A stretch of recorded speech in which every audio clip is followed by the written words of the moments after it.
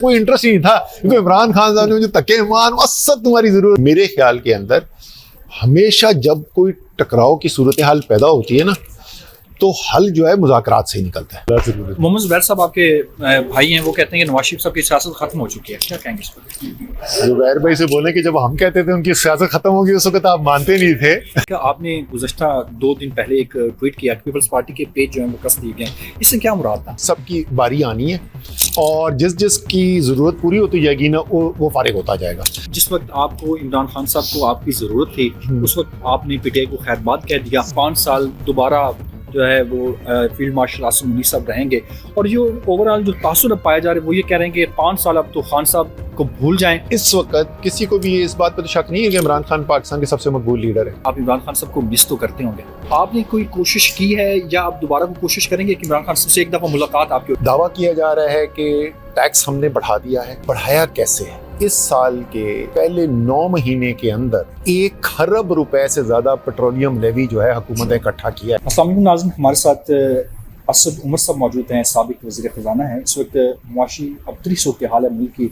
एक तो उनसे जानेंगे कि अगर वो इस वक्त वज़ीर ख़ज़ाना होते तो क्या उनकी हिकमत अमली होती जिससे आम आदमी की ज़िंदगी आसान होती। दावे तो बड़े किए जा रहे हैं कि मुआशी पॉलिसी जो है वो सही डगर पर है, लेकिन आम आदमी की ज़िंदगी ना पीटीआई गवर्नमेंट में आसान हुई और ना पीडीएम, और अब शहबाज शरीफ साहब और पीपल्स पार्टी की हुकूमत है, वही पीडीएम 2 फार्मूला है, लेकिन आम आदमी की ज़िंदगी कुछ भी आसान नहीं हुई।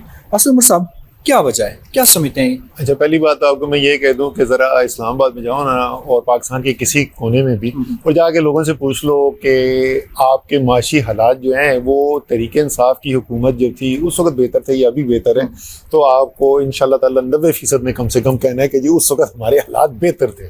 क्या उनकी तमाम मुश्किलात ख़त्म हो गई थी? बिल्कुल नहीं, लेकिन इससे हालात बहुत बेहतर थे। ख़ास तौर पर आधी से ज़्यादा आबादी हमारी जो है देहातों में रहती है, ज़राअत के साथ जुड़ी हुई है। किसानों से जाके पूछें कि उस 2-3 साल के अंदर, ख़ास तौर पे जो आखिरी 2 साल थे, उसमें किसानों ने जितना अच्छा मुनाफा बनाया ना, वो मेरे ख्याल में पिछले 25 साल में तो कभी उनको ऐसा मौका नहीं मिला। अच्छा, अब जो सूरत हाल आप पूछ रहे थे कि क्या करने की ज़रूरत है, देखें आपकी जब पॉलिसी शुरू होगी ना आवाम से, मैं सिर्फ एक उसका पहलू आपको ले लेता हूँ और वो टैक्स ले लें। दावा किया जा रहा है कि टैक्स हमने बढ़ा दिया है। बढ़ाया कैसे है और वो पैसा किससे लिया है? आपको पता है कि इस साल के पहले 9 महीने के अंदर 1 खरब रुपए से ज़्यादा पेट्रोलियम लेवी जो है हुकूमत ने इकट्ठा किया है। 1 खरब रुपए, 1000 अरब रुपए से ज़्यादा 9 महीनों में सिर्फ इकट्ठा किया है। और पेट्रोल डीजल किसका ज़्यादा, उसकी आमदनी का बड़ा हिस्सा होता है? एक मुतवसत तबके के इंसान का, एक गरीब इंसान का। डीजल की जिस वक्त कीमत बढ़ती है उसके ऊपर आप डेवलपमेंट लेवी लेते हैं, पेट्रोलियम लेवी लेते हैं, तो बसों के किराए बढ़ते हैं। जिस वक्त आप पेट्रोल महंगा करते हैं, जो मोटरसाइकिल में वो पेट्रोल डालता है वो महंगा होता है। तो 1000 अरब रुपए से ज़्यादा सिर्फ 9 महीने में आपने इकट्ठा कर लिया पाकिस्तान की आवाम की जेबों से। उसके साथ पाकिस्तान का जो तनख्वाहदार तबका है, मुतवसत आमदनी वाला तनख्वाहदार तबका जो है, उसमें कम आमदनी वाला भी हिस्सा शामिल है, उसकी 2 गुना से ज़्यादा टैक्स में इजाफा हुआ है पिछले 2 साल के अंदर। दुगने से ज़्यादा, 2 गुना से ज़्यादा बढ़ गया है टैक्स। और ये सब होते हुए पाकिस्तान के अमीर तरीन लोगों से, जो बड़ी बड़ी जायदादों, जो बड़े बड़े रियल एस्टेट के बादशाह हैं, उनसे आपने को टैक्स इकट्ठा होते हुए को सुना है? वो बड़े ताजरों के ऊपर टैक्स लगाया था ताजिर 2 स्कीम के नाम से। उस ताजिर 2 स्कीम से साल में उनके पास 10 करोड़ रुपए इकट्ठा हुआ। यानी ताकतवर से पैसा आप ले नहीं रहे हैं, गरीब से और मुतवसत तबके से पैसा लेते चले जा रहे हैं। मैं सिर्फ आपको ये एक मिसाल के तौर पे दे रहा हूँ। जिस दिन आपकी माशी पॉलिसी का महवर ये बन गया कि यार मैंने क्या करना है जिससे मैंने अवाम की ज़िंदगी मेरे बेहतर हो सकती है, तो आपकी खुद ब खुद पॉलिसियाँ जो है ना वो बेहतर होना शुरू हो जाएंगी। चलो अल्लाह करे ऐसा हुक्मरान जो है वो पाकिस्तान के नसीब में आए और जल्दी आए। दूसरा ये बताइएगा, आपने गुज़श्ता 2 दिन पहले एक ट्वीट किया कि पीपल्स पार्टी के पेज जो है वो कस दिए गए, इससे क्या मुराद था? जो मैंने कहा कसने की तैयारी हो गई है। देखिए ये जो है ना, ये फॉर्म 47 वाला जो निज़ाम है जी, इसमें जो सियासी पार्टियां हैं वो एक वक्ती ज़रूरत पूरा कर रही हैं।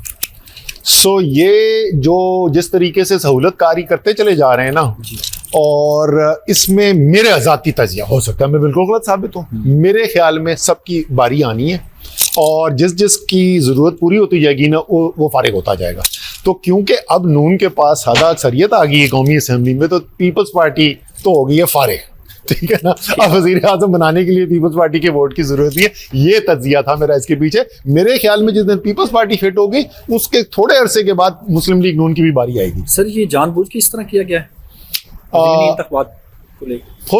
हो सकता है कि बड़ी उससे हो सकता है कि अब ये सूरत हाल आई गई है तो अब उसका इस्तेमाल किया जाए। ये तो अंदर की कहानी कोई आपको बता सकता है। अच्छा, दूसरा बताइए, असद उमर साहब पीटीआई छोड़े आपको काफ़ी अरसा हो गया है, तो आप क्या समझते हैं कि जिस वक्त आपको इमरान खान साहब को आपकी ज़रूरत थी उस वक्त आपने पीटीआई को खैरबाद कह दिया, और अब आप क्या समझते हैं कि इमरान खान साहब की रिहाई अब कैसे मुमकिन है, और क्या आप दोबारा कोई मुफाहमियत या मुज़ाहमत कोई मशवरा देंगे पीटीआई को? अच्छा, पहली बात तो ये है कि ये आप भूल जाएंगे इमरान खान को किसी लीडर की जरूरत है अपनी पार्टी के अंदर, ठीक है ना। सर दोस्त थे, तहरीक इंसाफ जो है तो दोस्त है।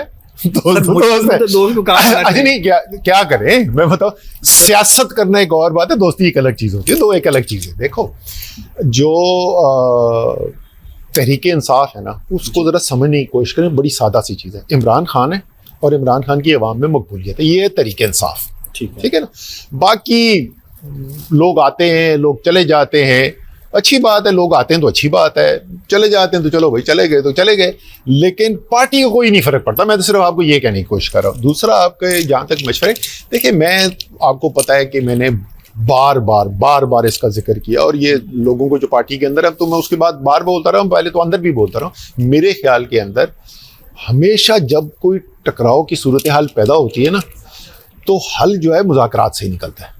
ये इमरान खान ने पाकिस्तान को बताया यार, जंगों का हल भी मुज़ाकरात से निकलता है। वो तालिबान से भी मुज़ाकरात की बात करते थे, ठीक है ना। सो बात तो हल तो मुज़ाकरात से निकला तो, लेकिन अब पिछले कोई मैं कहूँगा 7, 8, 10 महीने से सूरत हाल ये है कि उनसे तो कोई बात ही नहीं करने को तैयार है। तो वो किससे, तहरीक इंसाफ से, तो वो किससे बात करें इस वक्त। तो ये जिम्मेदारी तो इस वक्त शहबाज शरीफ की है ना, वजीर आजम की। इस वक्त तो मुस्लिम लीग की नून की हुकूमतों की जिम्मेदारी होती है कि माहौल को ठीक किया जाए, सियासी बुरहान खत्म किया जाए। सियासी बुरहान तो वैसे का वैसे खड़ा है। तो सर ये अब कैसे खत्म होगा? खान साहब से वो बात करना नहीं चाहते, अब 5 साल दोबारा जो है वो फील्ड मार्शल आसिम मुनीर साहब रहेंगे, और जो ओवरऑल जो तासुर पाया जा रहा है वो ये कह रहे हैं कि 5 साल अब तो खान साहब को भूल जाएं और पीटीआई इलेक्शन को ही भूल जाए, और जब तक आर्मी चीफ हैं, फील्ड मार्शल साहब हैं, तब तक पीटीआई को किसी इलेक्शन में नहीं जाना चाहिए और खामोशी से सोशल मीडिया की जंग लड़नी चाहिए। क्या कहेंगे आप इस पर?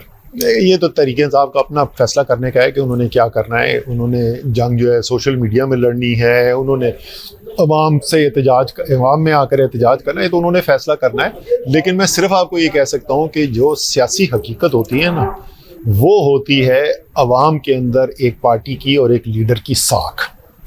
तो इस वक्त किसी को भी इस बात पर तो शक नहीं है कि इमरान खान पाकिस्तान के सबसे मकबूल लीडर है।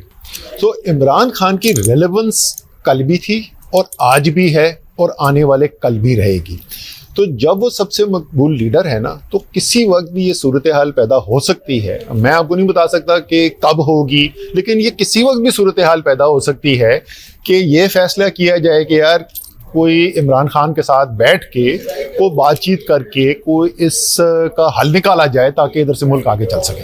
असद साहब, इमरान खान के अच्छे दोस्तों में आपका शुमार होता है। जब वो वज़ीर आज़म थे तो आप उनकी किचन कैबिनेट में शामिल थे, हर वक्त आप उनके साथ रहते थे। आप इमरान खान साहब को मिस तो करते होंगे? जाहिर है यार, मेरे उनसे जो रिश्ता है वो बड़ा पुराना रिश्ता है। मैंने आपको कहा ना कि वो सियासी चीज़ एक और है। सियासत तो मेरा कोई इंटरेस्ट नहीं था, क्योंकि इमरान खान साहब ने मुझे तके मान असद तुम्हारी ज़रूरत है। अच्छा, मैं भी आपको बताऊँ ना, ये जो कहते ना कि यार जब उनको आपको ज़रूरत, भाई मैंने पाकिस्तान के सबसे बड़ी तनख्वाह वाली नौकरी छोड़ी थी इमरान खान की मदद करने के लिए। तो इमरान खान के लिए अल्हम्दुलिल्लाह, लेकिन वो इमरान खान के लिए नहीं थी कुर्बानी, वो इमरान खान पे कोई एहसान नहीं था। इमरान खान कहते थे यार मैंने पाकिस्तान बेहतर करना है, मुझे तुम्हारी ज़रूरत है इस काम करने के लिए, तो इसके लिए हमने किया। तो मैं सिर्फ ये कहने की कोशिश कर रहा हूँ कि वो रिश्ता जो है ना, वो जो एक इंसानी रिश्ता है, वो सियासत में आने से पहले था अब सियासत में नहीं है तो मेरी तो इसलिए तो सबके सामने मैं खड़ा होकर कहता हूँ मेरी तो तमाम तरह हदमंदियाँ आज भी तरीके इंसाफ के साथ है ना। तो असद उमर साहब, अब खान वैसे तो मुलाकातों पर आपको पाबंदी है, जो भी मुलाकात करना चाहता है खान साहब से मुलाकात नहीं हो पाती, तो आपने कोई कोशिश की है या आप दोबारा को कोशिश करेंगे कि इमरान खान साहब से एक दफ़ा मुलाकात आपकी हो जाए? इतना अर्सा हो गया। मैंने ये मुझसे बड़े जर्नलिस्ट से सवाल पूछा, मैं कहता हूँ यार मेरी करा दो मुलाकात मैं जरूर जाके मिलूंगा यार। सर आपने वो 70 लाख से 70,000 की नौकरी पे है, तो दोबारा 70 लाख वाली नौकरी दोबारा ज्वाइन करने का सोचा है? नहीं यार, मैं पैसे में मुझे कोई इंटरेस्ट ही नहीं है। अगर पैसे का शौक होता तो मैं ये छोड़ता। आपने मुझे इधर इस्लामाबाद में होते ना, आपने मुझे बतौर वजीर देखा हुआ है, उससे पहले भी देखा था। हाँ। मेरी जिंदगी में कुछ टके का फर्क था कि वजीर या वजीर होने से पहले या उसके बाद।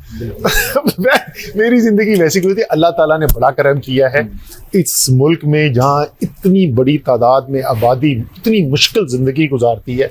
अल्लाह ताला ने मेरी जरूरत से ज्यादा दिया है, तो पैसे की अल्हम्दुलिल्लाह जरूरत। मोहम्मद जुबैर साहब आपके भाई हैं, वो कहते हैं कि नवाज शरीफ साहब की सियासत खत्म हो चुकी है, क्या कहेंगे इस पर? जुबैर भाई से बोले कि जब हम कहते थे उनकी सियासत खत्म होगी उस वक्त आप मानते नहीं थे।